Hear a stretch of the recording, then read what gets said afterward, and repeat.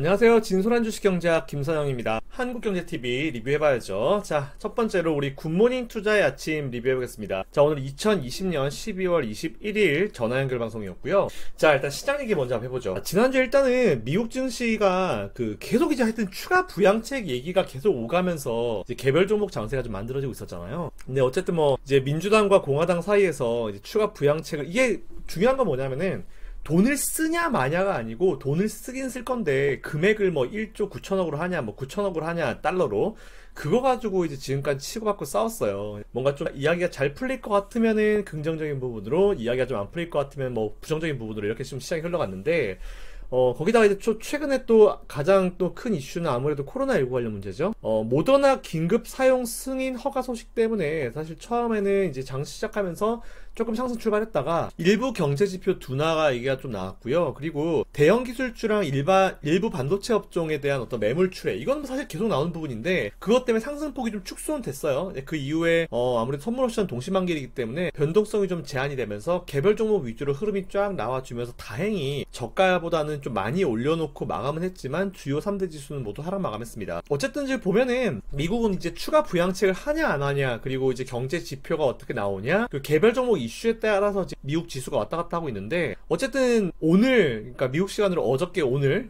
새벽 그 전까지 미국의 시장은 연방정부 셧다운 시한이 좀 이제 마감이 됐었죠. 임박한 가운데 추가 부양책과 예산안이 이번 주에 이제 통과되는 걸 사실 기정사실로 하고 있긴 있었어요. 근데 이제 실제로 그 이후에 현지 시간으로 19일이죠. 9천억 달러. 일단 1천조 원 수준이긴 한데, 부양책에 처음에 이제 나왔었던 그 금액보다는 낮아요. 이게 왜 그러냐면은, 모든 부분에 대해서 다 협의를 한 건 아니에요. 아직 얘기를 마치지 못한 부분에 대해서는 아직 협의를 하고 있는 상황이기 때문에, 일단 협의가 된 부분에 대해서만 먼저 지금 이제 부양책을 하겠다고 한 겁니다. 그 여러분들이 오해를 하지 마셔야 될 게, 뭐야, 부양책 나왔어. 이러면 이제 시장이 그동안 이게 충분히 이제 시장에서 이걸 갖다 감안해가지고 지수를 움직여줬어 라고 생각하실 수 있는데 100% 그렇진 않아요. 왜냐면은 처음부터 아예 9천억 달러를 하냐 마냐 그거 가지고 싸웠으면은 모르겠지만 9천억 달러는 이제 어쨌든 양쪽에서 하겠다라고 한 그 맥스 금액보다 낮거든요. 그러니까 모든 분야가 다 오케이가 된 거 아니에요.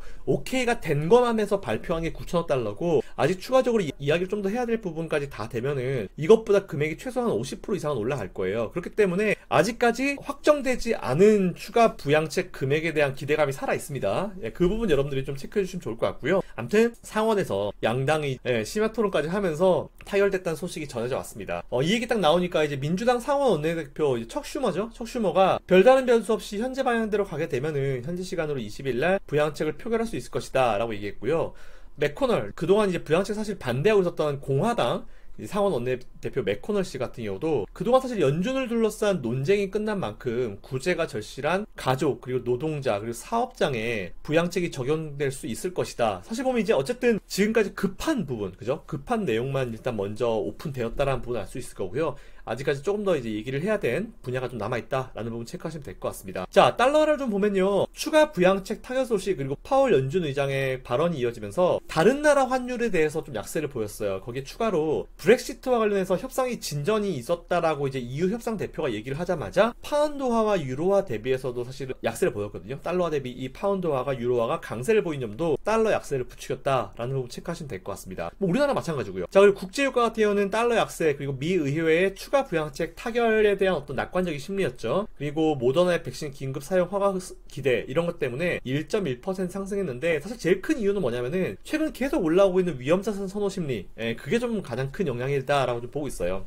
자, MSCI 한국 ETF는 0.23% 하락했고요. MSCI 신흥 ETF는 0.65% 상승했습니다. 그리고 NDF 역외 환율 1개월물은 1095.15원, 그리고 요거를 감안했을 때 오늘 우리나라 원달러 환율은 1원 정도 하락 출발을 해야 정상이었죠. 자, 어쨌든 오늘 우리나라 지수 보합권 출발 예상했고요. 그리고 제가 항상 말씀드렸지만 지금 시장은 대형주에서 지금까지 보면 삼성전자, SK하이닉스가 막 달리면서 지수를 쫙 당겼잖아요. 근데 제가 그 전에 계속 지금 이제 대형주 턴 아니다, 대형주 매수하지 마시고 중소형주, IT주, 실적 잘 나온 중소형주로 매수하셔라, 지금까지 정말 얘는 더럽게 안 갔다 라고 생각이 드는 종목을 먼저 매수하셔라 라고 했죠. 그죠? 근데 그런 종목도 최근에 올라오고 있죠. 잘 하셨으리라 믿고 있겠습니다. 이제 계속 변동성은 이어지긴 이어지는데요. 어쨌든 이제 오전장보다 오후장에 좀 더 강한 흐름이 나올 것이고 대형주보다는 중소형주 쪽에 좀 집중해서 생각해 보시면 된다라는 그런 의견 드리겠습니다. 자, 그러면 이제 오늘 제가 소개해드린 눈여겨보실 만한 종목 한번 체크해 볼게요. 제가 오늘 준비한 종목은 IT로 두 개를 준비해봤습니다. 그리고 그 계속 이어져 오고 있었고 한동안 또 계속 이어질 것 같은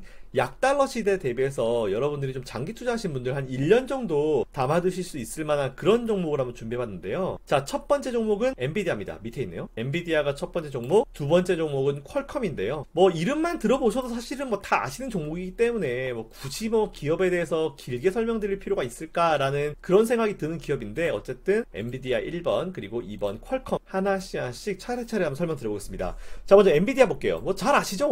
워낙 잘 알려진 기업이고요. 엔비디아 본 기업은 컴퓨터 그래픽 처리 장치인 GPU, 옛날에 뭐 CPU였는데 요즘 GPU, 그리고 시스템 온칩을 개발하고 판매하는 기업이다 라고 체크하시면 될 것 같아요. 이 GPU라는 장치가 원래는 굉장히 고사양 컴퓨터 게임 등 그래픽 처리 분야에 좀 주로 사용이 됐었거든요. 최근에 보면은 고도의 어떤 계산을 요구하는 고성능 컴퓨팅, 그리고 데이터 센터를 위한 기술로 각광을 받으면서 슈퍼컴퓨터랑 AI 부분의 활용도가 확 높아지고 있는 상황이에요. 그리고 잘 아시는 대로 이제 엔비디아는 AI 쪽에서도 이제 지배적인 사업자다라는 부분 잘 체크하실 수 있잖아요. 엔비디아의 GPU는 현재 전 세계에서 제일 빠른 컴퓨터 500대 중에 70% 이상에서 이제 엔비디아의 어떤 GPA를 지금 현재 사용하고 있는 상황입니다. 그리고 지난주에 미국에서 이제 가상화폐 비트코인이 많이 올라갔잖아요. 최근에 저는 사실은 비트코인은 사기라 봅니다.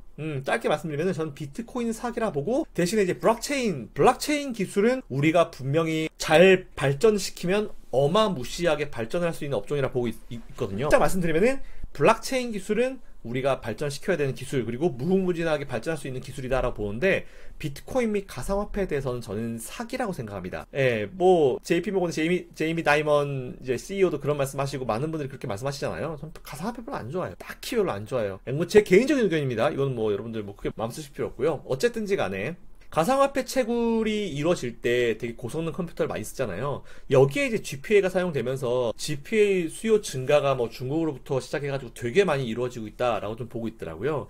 현재 지금 보면 대형 IT주들이 조금 쉬어가면서 약 한 2달 정도의 주가 흐름이 좀 횡보하고 있는데, 현재 자리 제가 봤을 때는 좀 장기적으로 봤을 때 매수를 해봐도 되는 자리다라고 좀 평가를 하고 있습니다. 따라서 앞으로 한 1년 정도, 나 모르겠다 그냥 사놓고 그냥 딴 거 해야지 라고 생각하시는 분들, 1년 정도 미국 주식에 투자하시고 싶으신 분들은 엔비디아 요거 한번 체크해 보시면 좋을 것 같다. 대신에 항상 여러분들이 분석을 먼저 해보시고, 제가 이렇게 설명드렸다 하더라도 여러분들이 분석을 한번 먼저 해보신 다음에 그 다음에 여러분들 기준에 맞으면 바로 이제 매수를 해보셔도 좋을 것 같다라는 그런 의견 드릴게요. 자, 두 번째 퀄컴입니다. 퀄컴 유명한 기업이죠. 무선전화 통신 연구 그리고 이제 개발 기업하고 있는 기업이다. 그리고 우리나라 투자자들도 되게 좋아하는 5G, 그 중에 통신 칩과 관련되어 있는 기업이다라고 좀 보시면 될 것 같습니다. 현재 애플, 삼성전자, 화웨이 이쪽에다 칩을 공급하고 있고요. 해당 분야에서 전 세계 1위죠. 그리고 시장 점유율은 40% 이상, 거의 독과점 수준이죠. 40%는 그렇게 차지하고 있는 기업이다라고 좀 체크하시면 될 것 같습니다. 그리고 애플이 이번에 5G를 처음으로 탑재한 아이폰 12 시리즈에도 퀄컴 부품이 탑재가 됐는데요.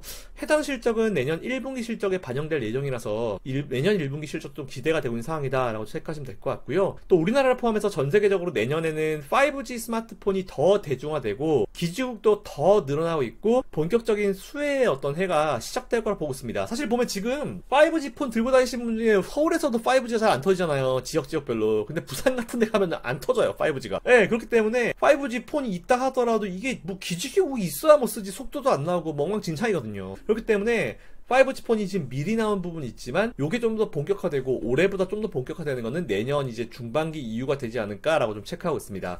자, 이래서 일단은 오늘 두 종목 엔비디아 그리고 이제 퀄컴 두 종목 한번 체크해 보시면 될 것 같고요. 마지막으로 이번 주 주간 증시 일정 한번 체크해 보죠. 오늘 월요일 이게 제일 크죠. 테슬라가 S&P 500 지수에 편입 예정입니다.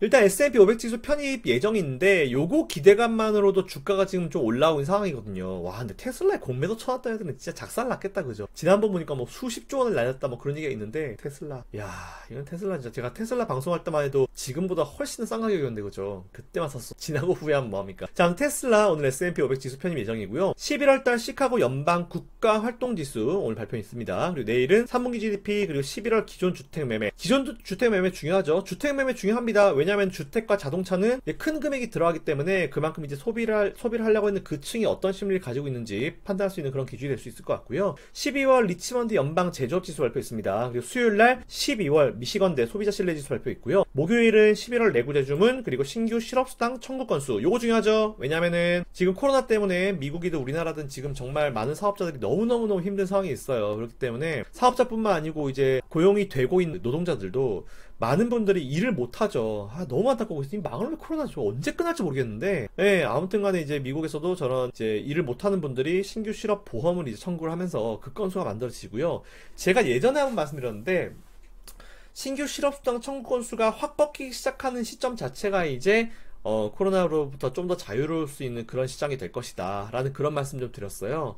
한번 꺾였다가 지금 최근에 이제 날 추워지면서 좀 다시 올라왔는데, 우리나라든지 미국이든지 이 코로나 좀 빨리 끝났으면 좋겠습니다. 12월 25일 금요일 휴장입니다. 메리 크리스마스고요. 이상 제가 준비한 내용은 여기까지입니다. 제 영상이 도움이 되신 분들은요, 바로 위에 구독 신청해 주시고요, 좋아요와 알림 설정 꼭 부탁드립니다. 자, 이상 진솔한 주식경제학 김성현 대표였습니다. 행복한 한 주 보내시고요, 이번 주도 성투하십시오. 감사합니다.